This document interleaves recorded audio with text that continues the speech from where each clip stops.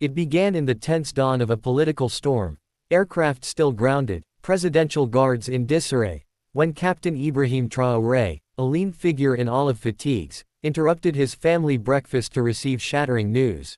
Paratroopers loyal to an opaque faction backed by Paris were on the move, aiming to unseat Burkina Faso's transitional government before dawn could fully break, and what followed in the next 26 hours would redefine modern West African resistance to external meddling with relentless immediacy and iron resolve.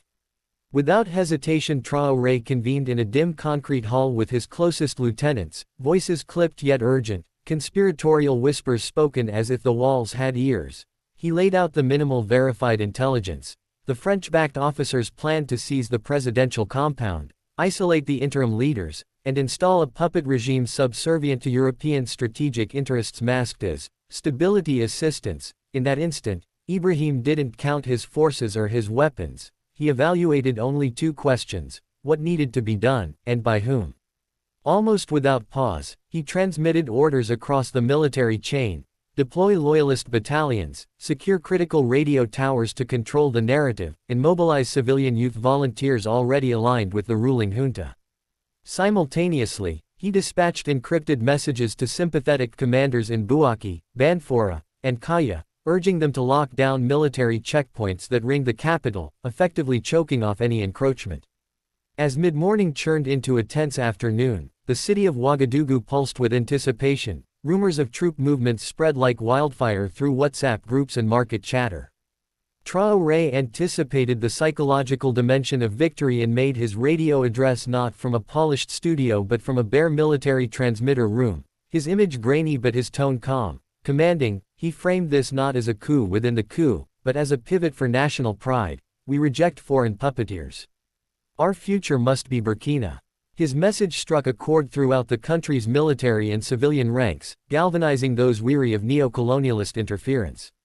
Morale soared. Within minutes, soldiers stationed in border camps near Côte d'Ivoire and Mali confirmed they would hold their positions, ready to intercept any aircraft transporting rebel generals. Meanwhile, Traoré unleashed another front: public diplomacy.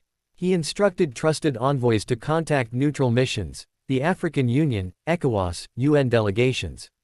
Their task: notify them of the plot, secure international condemnation of any foreign-backed regime change, and lock potential air corridors. Phone calls crackled through embassies across continents as Burkina Faso positioned itself not as a military junta clinging to power, but as democracy's guardian under siege from colonial influence. By late afternoon, word circulated that ECOWAS foreign ministers were convening an emergency meeting. The international response began shifting from platitudes to alarm. By early evening, a column of armored vehicles loyal to the conspiracy was sighted heading toward the city.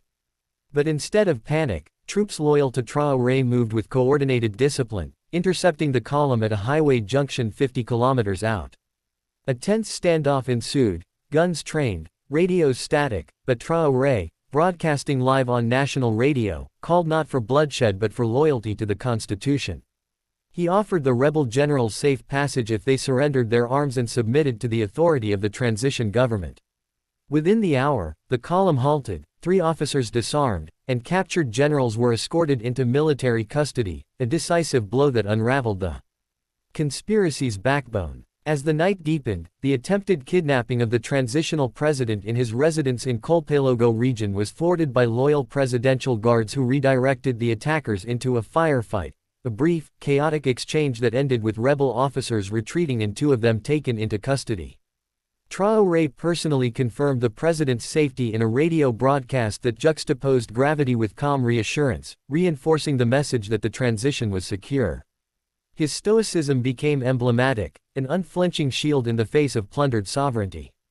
Late into the night, with the plot unraveling, Traoré convened a televised press conference from the presidential palace's courtyard, flanked by government leaders, military commanders, and civil society representatives. He reframed the attempted coup not as a sign of weakness but as proof that Burkina Faso's revolutionary path was on the right course. They tried to take our country in darkness. We stand here in light, he declared. His words echoed in social media posts across Ouagadougou communities, social media, radio, and diaspora WhatsApp threads.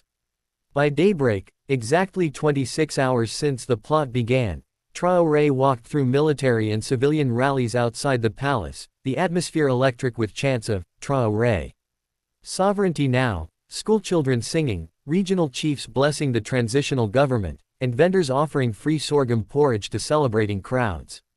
International emissaries arrived to deliver messages of support and non-interference. No foreign minister dared to utter justification for the dead plot. That afternoon, Traore issued formal arrest warrants for the French-supported officers, froze their assets, and initiated criminal proceedings under Burkina's legal framework. France's embassy issued a guarded denial of involvement, but the momentum had shifted irrevocably. In these 26 hours, Ibrahim Traore had exposed and dismantled a French-backed coup attempt with clear planning, rapid military execution, strategic media use, deft diplomacy, and public legitimacy. He seized not only the military advantage, but the narrative, transforming what could have been chaos into a defining moment of national pride and self-determination. Burkina Faso's trajectory had changed that night, no longer merely a nation balancing international and regional pressures, but a state that had proven sovereignty isn't given, it's defended, mined, and spoken into being when destiny demands it. And in the aftermath, as the dust settled across Ouagadougou and the last of the rogue officers were flown to military prisons under armed escort, Traore wasted no time consolidating the moral victory into institutional resolve. He convened a high-level security summit behind closed doors where military officials, legal scholars, youth movement leaders, and key tribal elders sat shoulder to shoulder, a symbolic gesture that the days of siloed governance were over, and there, he announced sweeping reforms, the establishment of a Sovereignty Oversight Council to monitor foreign dealings, a digital transparency platform exposing all foreign aid channels, and an anti-subversion unit reporting directly to the transitional government, aimed at intercepting any future infiltration from diplomatic fronts disguised as development missions. His voice steady but steeled with resolve, Traore told them, "We are no longer tenants of our own nation. We are the landlords now." Across the capital, murals of Traore standing firm in military uniform began to appear, painted overnight by youth coalitions who viewed him not as a figurehead, but as a frontline general of ideological warfare against the residue of colonial subjugation. Universities across the Sahel region invited him to speak virtually to students eager to know how. In 26 hours, one man had outmaneuvered what entire regimes had failed to resist for decades. His message was unwavering: preparedness, patriotism, and people. Elsewhere, Western media scrambled to rewrite their early headlines, which had initially speculated about internal instability in Burkina Faso. Now they were forced to acknowledge the calculated efficiency of the coup's exposure, and though they couched their coverage in diplomatic language, analysts privately admitted that Paris had misjudged both the intelligence community and the resolve of a young transitional leader who would rather die standing than rule kneeling. France's soft power efforts in the region began to publicly erode. Student protests erupted in Dakar, Bamako, and Niamey, calling for the expulsion of French diplomats. And in Burkina Faso itself, protesters marched peacefully but defiantly, holding placards with slogans like, "No more puppets," and "Africa for Africans," signaling that this was not just about one failed coup, it was about ending an era.